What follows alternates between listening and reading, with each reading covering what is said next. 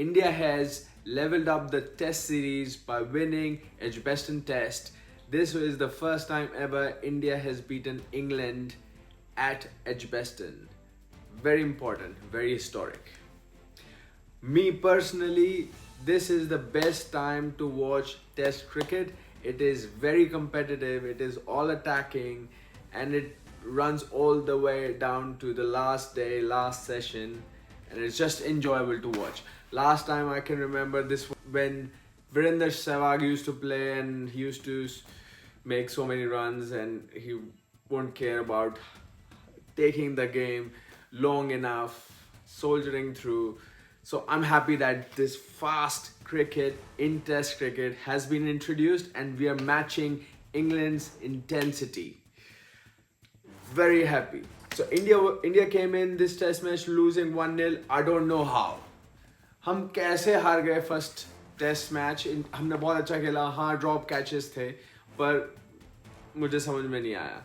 ये वाला important match बहुत ज़्यादा था क्योंकि इससे कमबैक का चांस बन सकता है और सीरीज़ बचाई जा सकती है और बहुत बड़ा माउंटेन क्लाइंब करने के लिए भी नहीं रहेगा अगर हमने स्कोर इक्वल कर लिया होता तो.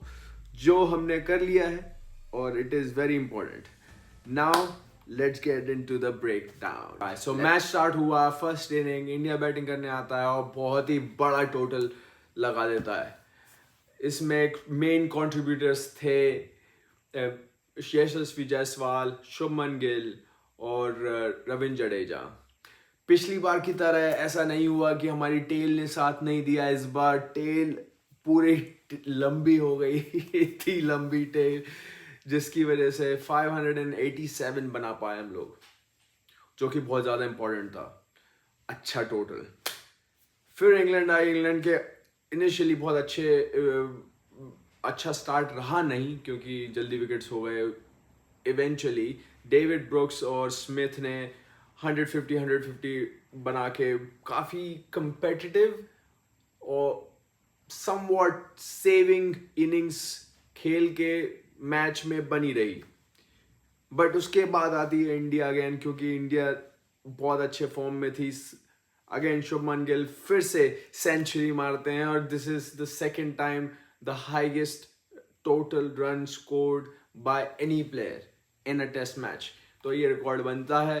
और रविंद्र जडेजा भी नीचे से काफ़ी लंबा खेलते हैं और ऋषभ पंत की वो फास्ट इनिंग्स बहुत इंपॉर्टेंट थी. जो ये थर्ड इनिंग्स थी उसमें मुझे अच्छे से याद है कि जब रविंद्र जडेजा खेल रहे थे और वो स्लो खेल रहे थे, सबके मन में क्वेश्चंस आ रहे थे कि भाई हम इतनी लीड क्यों बनाते जा रहे हैं. मुझे पता है कि इंग्लैंड को you have to rule them out, कि कोई चांस नहीं होना चाहिए कि वो कमबैक मार लें और हम जल्दी डिक्लेयर कर दें. तो ऐसा कुछ नहीं होना चाहिए, इसलिए अपन को लंबा खेलना चाहिए. पर फिर भी मन में ये था कि भाई अगर तो हमने फास्ट खेलना चाहिए. और जो एजबेस्टन के ग्राउंड में नारे लग रहे थे कि boring boring India, boring boring India, क्योंकि सबको बेसबॉल की आदत हो चुकी है इंग्लैंड में.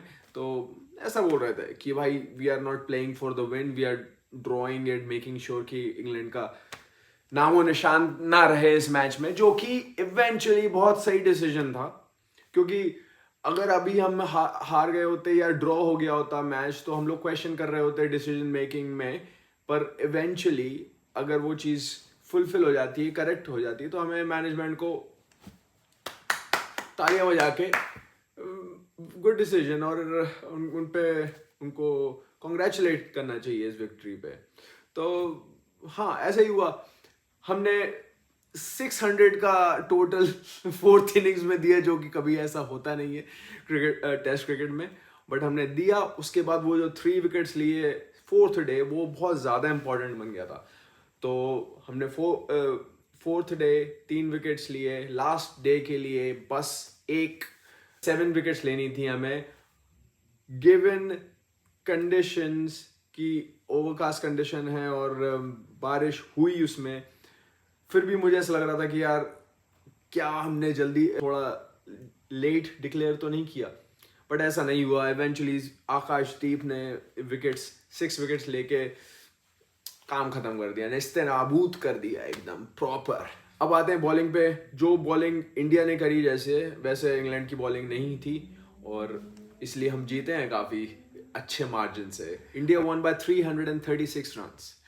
तो जब बेन स्टोक्स की बैटिंग आई थी और काफ़ी स्लो हो गया था रन रेट और एब्सोल्युटली ज़ीरो चांस था इंग्लैंड का मैच जीतने का, और वो लोग भी मैच बचाने के लिए खेल रहे थे, जो कि एक तरह से एंटी बेस बॉल है, तब इंडिया वाले बोल रहे थे कि boring boring England, and it was so fit befitting response। बिल्कुल हाँ, मतलब it is banter, it is very important. इससे मज़ा आता है, एकदम तना तनी बनी रहती है, और अगर ऐसी नीडल और ऐसी थोड़ी टसल नहीं होगी तो मज़ा नहीं आएगा।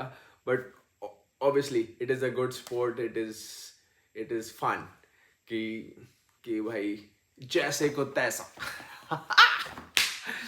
Okay, so I was thoroughly happy and totally enjoyed this 5 day of exuberant test match, high level cricket, high quality cricket. Actually 10 days, 5 days of last match at Headingley and 5 days of Edgbaston. Now let's wrap it up, and I want to tell you guys that I have to make videos regularly, and I will, and I will win, lose or draw. It is hard to make when your team loses, and it's easier to make videos when your team wins. So I'm working on it, and I'll keep working and bringing my views and reviews on whoever loses or wins, because win, lose or draw, you have to support your team, and this is how it should be. All right, thank you very much. Let's meet at Lord's. I'm very excited already. Bumrah is back, so I'm very excited. Thank you. Come on India, let's go.